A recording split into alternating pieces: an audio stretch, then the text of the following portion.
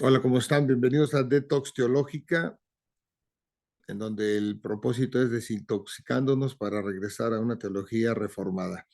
El día de hoy vamos a la sesión número 178. Empezamos con el capítulo 3 y esta es la primera parte. Vamos a ver solamente 6 versículos, los primeros 6, que es para el mensaje a la iglesia de Sardis, y nos vamos a enfocar principalmente a 2 versículos, al 4 y el 5, por la cuestión de que esos son los versículos que van a estar apuntando hacia el Antiguo Testamento. Y lo hacemos así porque es importante enfocarnos a interpretar el Apocalipsis de acuerdo con el Antiguo Testamento, porque son la mayores, tiene cantidad de referencias y no podemos empezar a tener esta interpretación con un concepto personal o de cuestión de situación de una iglesia en particular, o verse cuando se tiene algún tipo de defecto en las iglesias para poderse corregir.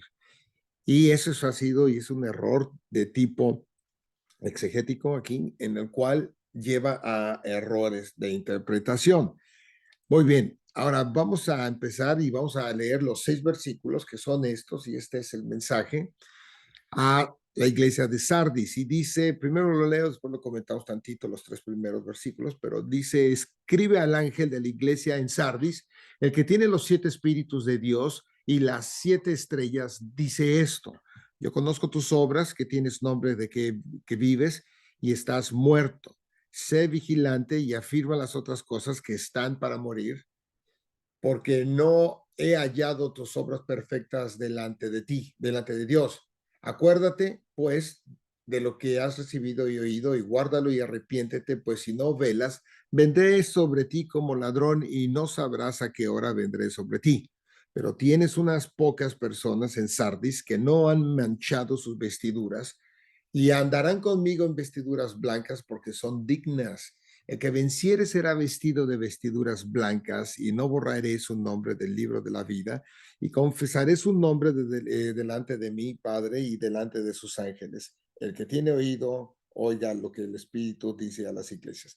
Esos son los 6 versículos nada más que va a estar hablando. Entonces, la introducción que hace nuevamente aquí, y siempre habla de Jesucristo. Entonces, vemos que se escribe al ángel de la iglesia en Sardis. Algo aquí interesante, y lo quiero comentar otra vez porque muchas interpretaciones, y más que nada ciertos tipos de pastores de tipo pentecostal, carismáticos, y también ya ahora de varios, porque todos se han infectado de una otra manera, consideran que esto de escribirle al ángel de la iglesia se está refiriendo a los dirigentes, y no es así. Existe una especie de, digamos, si lo queremos conceptualizar, de representación en el consejo, digámoslo así, divino, del consejo de Dios en la presencia de este ángel. Ya habíamos visto este comentario y lo habíamos comparado con el Antiguo Testamento para que se viera que no es la primera vez que pasa. Y si no pasa, si esta no es la primera vez, y si yo lo interpreto diferente, ahí es como comentaba, estaré haciendo un error exagético, mala hermenéutica, malos conceptos, que me va a llevar a otra interpretación de un tipo de aplicación que muchas personas quieren ver la Biblia siempre como si fuera un manual para cómo mejorar, cómo ser mejor, cómo vivir mejor. Y eso no es así. La Biblia no es, su prioridad no es esa. Hay puntos de moralidad y de enseñanza, sí, pero no es su propósito. Entonces vemos que escribe a este ángel, y es importante ver porque aquí hay digamos, estos 2 escenarios, ¿no? Un escenario que va, y por eso ahorita vamos a ver lo importante del escenario, que es en un estado, digamos, una escena divina, y otras acá de terrenal, que va a ser la cuestión de la iglesia. Ahora, Jesucristo es el que tiene los 7 espíritus de Dios, que ese es del Espíritu Santo, que ese habla de todos estos espíritus, 7, porque está en su totalidad, en su plenitud como tal, porque el 7 es parte de plenitud, y las 7 estrellas también, dice esto. Ahora, Dices, pues yo conozco tus obras, se dirige ciertamente a la iglesia, conoce lo que está fallando a esta iglesia, pero recordemos que él, cuando habla de las iglesias como tal, está hablando que a las 7 en general a toda la iglesia, ¿ok? Toma estas 7, pero el mensaje es para toda la iglesia como conjunto, porque volvemos otra vez, son 7 y habla para la plenitud de toda, como un cuerpo nada más. Pero aquí habla, yo conozco tus obras, que tienes nombre de que vives y estás muerto, sé vigilante y afirma las otras cosas que están para morir, porque no he hallado tus obras perfectas delante de Dios.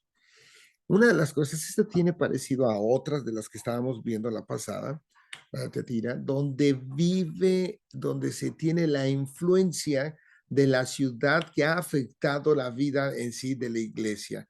Ha tenido por ejemplo, veíamos en algunos la adoración a otros dioses, también la cuestión de inmoralidad sexual que se tenía. Entonces, esta también tiene esa afectación como tal. Pero lo que yo quiero centrar, bueno, esta es la explicación, quiero que nos centremos en otros versículos. Pero dice, sé vigilante y afirma las otras cosas que están para morir, porque no he hallado tus obras perfectas delante de Dios. Es el problema que tiene. Ha tenido esta afectación, este tipo de infección que se les ha pegado por parte de la misma parte de la ciudad, del ambiente que lo ha absorbido y ya está ahora en las iglesias. Esto pasa también en las iglesias. Acuérdate pues de lo que has recibido y oído y guárdalo y arrepiéntete. Habla también de la corrección de que regrese. Pues si no velas, vendré sobre ti como ladrón y no sabrás a qué hora vendré sobre ti. Cuando leemos este tipo de comentarios de que vendré como ladrón y no sabrás a qué hora vendré sobre de ti, y no tenemos este concepto de seguridad y más que nada de cuestión de un mensaje completo, especialmente en el Apocalipsis, y más las iglesias de tipo pentecostal o carismáticas van a empezarlo a ver de una cuestión de tipo pietista, de que tienes que hacer esto entonces para tener lo anterior, ¿ok? Ciertamente a estos va a venir la corrección como tal, pero dice, pero tienes unas pocas personas en Sardis que no han manchado sus vestiduras y andan conmigo en vestiduras blancas, parte, dice, porque son dignas. El que venciere será vestido de vestiduras blancas y no borraré su nombre del libro de la vida y confesaré su nombre delante de mi Padre y delante de sus ángeles. Esto, tiene algo de punto de interés de verlo ahorita cuando habla de vestiduras blancas. ¿A qué? Y me voy a enfocar ahorita porque dice, los que no han manchado sus vestiduras, o sea, no está hablando de mancha de su ropa como tal, ¿ok? Entonces, si no está hablando de ropa, la vestidura blanca en sí no va a ser una cuestión que nos va a dar una bata blanca y vamos a caminar con ellos. Entonces, vamos a ver, en primer lugar, a qué se va a llamar esta vestidura y también la cuestión de vestiduras blancas. Como nada más recordatorio, cuando en la teología reformada, cuando se habla de vestir, es de justificación. Por eso en el tiempo cuando fue Adán y Eva, cuando ellos pecaron, ellos se vistieron con hojas, ¿ok? Y se tapan, y pues cuando va y los busca y le dice que como saben que están desnudos, etcétera, etcétera. Después es Dios el que los viste, pero los viste con pieles, y cuando hay una piel hay un sacrificio. Entonces cuando hay el sacrificio va a apuntar a Cristo, y cuando apunta a Cristo va a apuntar a su cuestión de vida, o sea, de vida que tiene, y todo lo que él vive se lo imputa, o sea, él le pasa la imputación al creyente, y todos los pecados ahora sí, de la persona se le atribuyen a Jesucristo. Entonces, es ahí donde cuando es la justificación, en ese sentido, esa muerte, todo lo que va a pasar, es en ese momento justificó Dios a David, ¿cómo se llama? A Adán. Ok, entonces vemos aquí las vestiduras blancas. Entonces, esto de las vestiduras en la Biblia, tenemos que remontar un poquito más a otras partes de tanto en el propio libro de Apocalipsis, que también aparece un poquito más en este capítulo, que vamos a ver la próxima vez, en el 18 dice: por tanto, yo te aconsejo que de mí compres oro refinado en fuego para que seas rico, y vestiduras blancas para vestirte. ¿Ok? Si yo lo leo totalmente literal, entonces yo sí, pues se trata de ropa, y no es así. Dice: y que no se descubra la vergüenza de tu desnudez, unge tus ojos con colirio para que veas. Esto también vemos que la cuestión de blancas aparece en el Nuevo Testamento nada más 26 veces. De esas 26, 16 veces va a aparecer en el libro, o aparece en el Apocalipsis, y de esas 16, 8 se refiere a las vestiduras, a la ropa, pero no la física en esto, y las 8 restantes a un aspecto del reino celestial. Entonces, vamos a ver tantito, porque esto nos va a dar mayor entendimiento hacia dónde están apuntando estos versículos, y no centrarnos nada más a una cuestión de acción, de que tenemos que regresar. Habla que tenemos que estar constantes y corregir, sí, pero el otro punto no se está observando. Y en el Antiguo Testamento nos vamos, y esto tiene que ver, observen en Daniel 11:35, me voy unos 2 versículos atrás, en el 33, y dice: y los sabios del pueblo instruirán a muchos, y por algunos días caerán a espada y a fuego, en cautividad y despojo, y en su caída serán ayudados de pequeño socorro, y muchos se juntarán a ellos con lisonjas. También algunos de los sabios caerán para ser depurados y limpiados y emblanquecidos, fíjense, hasta el tiempo determinado, porque aún para esto hay plazo. Entonces vean aquí de la limpieza y del emblanquecimiento. ¿Ok? Isaías también habla en una cuestión de emblanquecimiento y todo.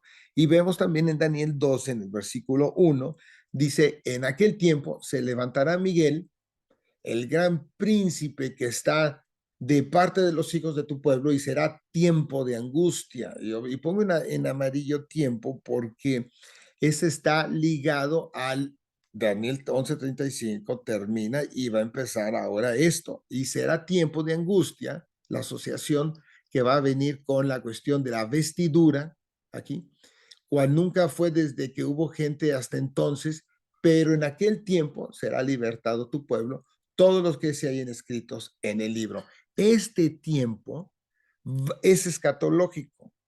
De hecho, Daniel 12 es también obviamente parte del libro de, de la parte del tiempo final de la escatología. Entonces, el tiempo de la angustia, que dice aquí: será libertado tu pueblo, todos los que se hallen escritos en el libro. ¿Ok? En Daniel 11:35, como lo habíamos puesto nuevamente en esto, lo repito aquí y enfatizamos aquí: el tiempo determinado. Ok, hasta el tiempo serán depurados y limpiados y emblanquecidos hasta el tiempo determinado, porque aún para esto hay plazo. Lo blanco, por lo menos, denota, por lo tanto, denota pertenencia para aquellos que vencen al final de los tiempos, cuando dice en este tiempo de angustia. El blanco también, o sea, esa es primero la cuestión de que vencer.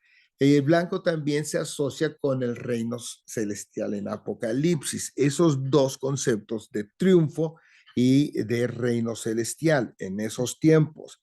Y la pregunta, por ejemplo, que hay uno aquí teológica que se debe de hacer y que no se hacen, es: ¿qué es lo que pasa al final? ¿Los creyentes son transformados en blancura, o se les da nada más una ropa blanca? ¿Qué es lo que pasa? Yo lo podría tener ese tipo de pregunta. Vemos que en el libro de Apocalipsis, otra vez en el capítulo anterior, del 26 al 27, fíjense lo que dice: al que venciere guardaré mis obras hasta el fin, yo le daré autoridad sobre las naciones y las regirá con vara de hierro, y serán quebradas como vaso de alfarero, como yo también la he recibido de mi Padre. Esto vamos a estar leyendo para tratar de responder un poquito a qué se está refiriendo con esa pregunta o qué podemos desprender de esa pregunta. ¿Ok? Es que venciere, guardaré mis obras hasta el fin. Ahora, ok, esta de vencimiento estaba también asociado con la cuestión de lo blanco. En Apocalipsis 3, en el 21, al que venciere le daré, dice que le daré que se siente conmigo en mi trono, así como yo he vencido y me he sentado con mi Padre en su trono. Entonces vemos aquí que aquí es de vencer, ¿ok? Aquí también el que va a regir, observen, esta de regir, regirá con vara de hierro y serán quebrados como vaso de alfarero y como yo también le he recibido a mi Padre. Entonces vean que aquí es de, va a regir, va a gobernar, autoridad sobre las naciones. Esto, de una vez voy abriéndolo, está viéndose más por una cuestión de gobernabilidad, de gobernar, ¿ok? Autoridad sobre las naciones y se siente conmigo en el trono, ¿ok? Aquí también obviamente está gobernando, juzgando. Entonces nosotros, ahí dice, se siente conmigo en mi trono, así como yo he vencido y me he sentado con mi Padre en su trono. En el 2:28, y le daré la estrella de la mañana.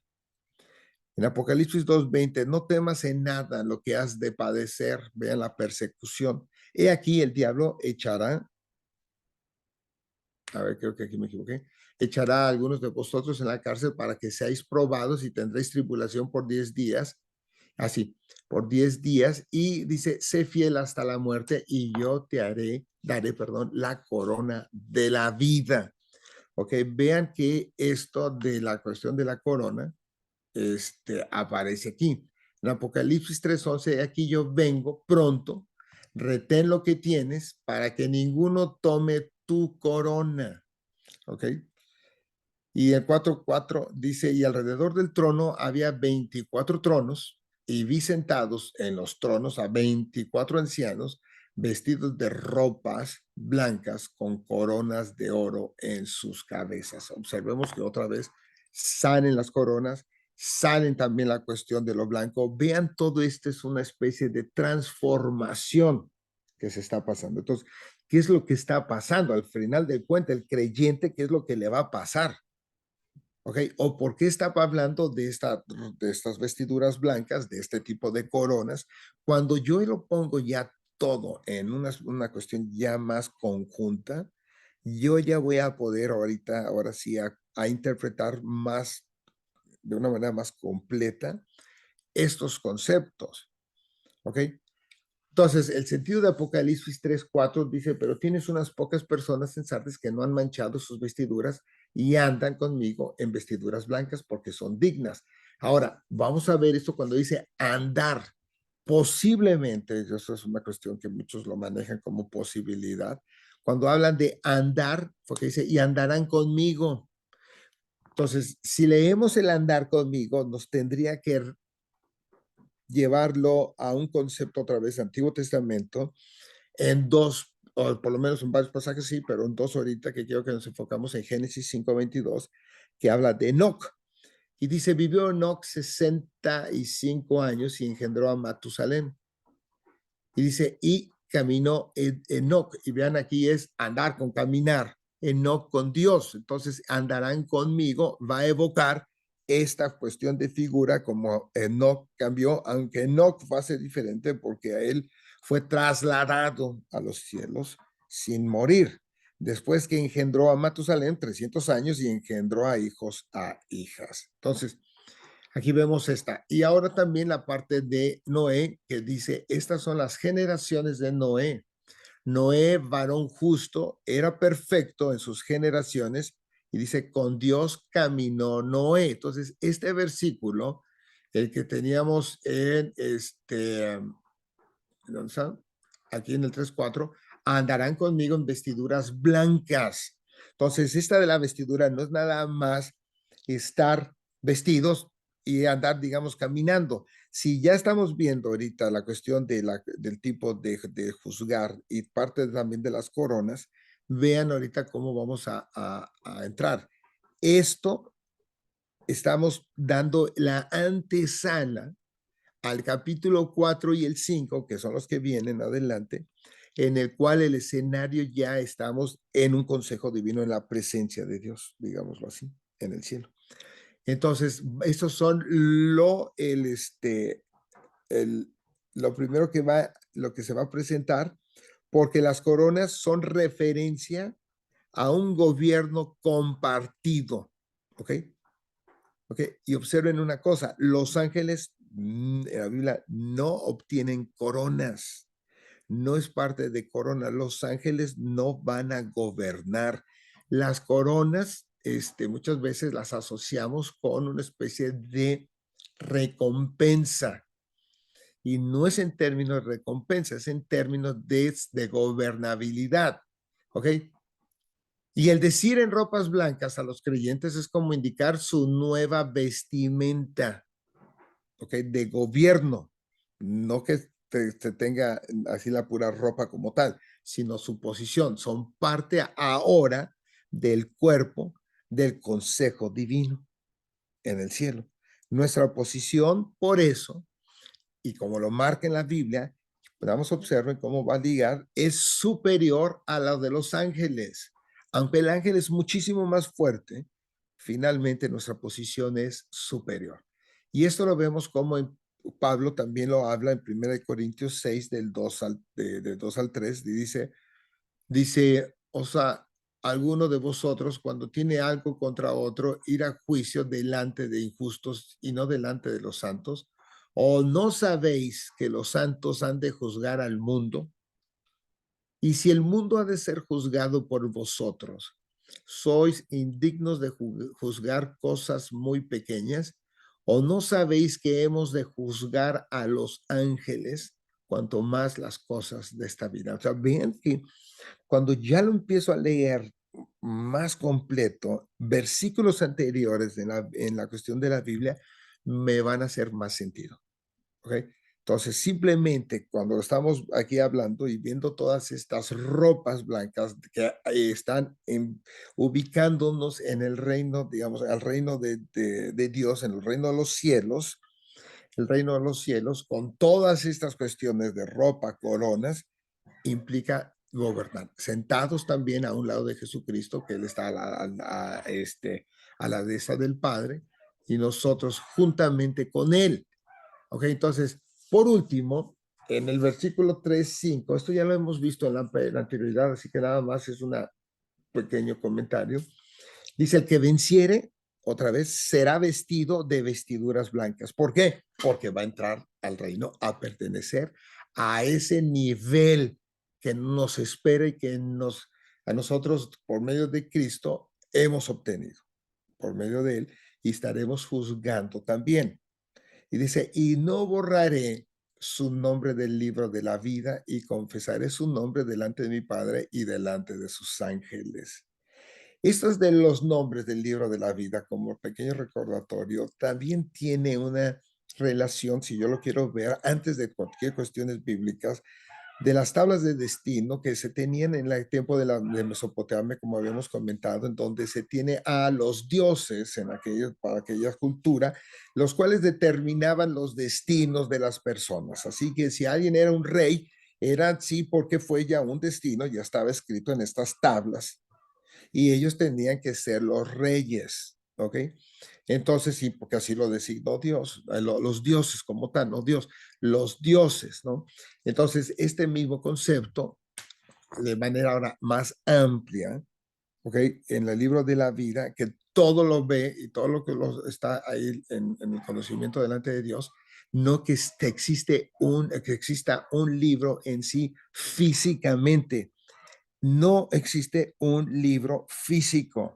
Y por eso también cuando se comenta que mi nombre, que los nombres están escritos en oro, eso tampoco no está en la Biblia. Ya ha sido también aumentado y nos ha distorsionado, y también hay muchos pastores en los cuales comentan y hablan de esta manera para poderlo elevar a un nivel emocional, pero no racional y mucho menos teológico. Así que esto es lo que estaría hablando. Y ya el último, como comenta que el que venciere en esta parte, lo que decía aquí en el 6, el que tiene oído, oiga lo que el Espíritu dice a las iglesias. Para terminarlo, es recordarles que cuando habla que el que tiene oído, oiga lo que el Espíritu dice, es también para decirle al lector, al creyente, que ponga atención, que lea, que lo estudie, que observe estas cosas. Por eso el que tiene oído, oiga lo que el Espíritu dice. No es para decir y nada más leer esta parte y olvidarlo y se acabó. La misma palabra nos dice que debemos de estar escudriñándola y también buscando más de lo que está, de lo que se puede estar leyendo así nada más rápidamente. Así que hemos llegado al final de esta sesión.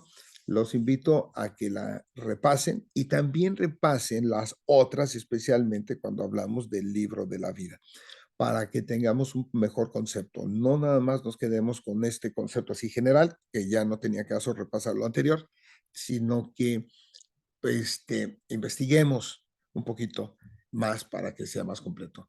Así que los veo para la próxima.